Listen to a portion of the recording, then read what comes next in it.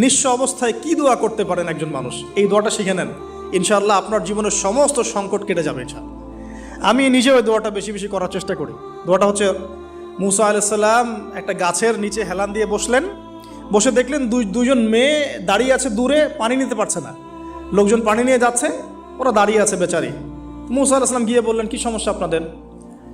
এটা নিয়ে আপনারা আবার মেয়েদের সাথে কথা বলার চেষ্টা করেন না, ঠিক আছে? তো মাহারাম গায়রা মাহারাম মেনে চলেন।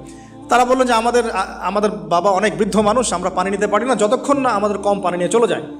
মুসা আলাইহিস সালাম তো একটু বললাম না, ফিজিক্যালি খুব স্ট্রং ছিলেন, থাকে না বডি বিল্ডার, সামনে গিয়ে কথা বলে সরো পানি নিতে দাও, তখন মানুষ একটু মূল্যায়ন করে না।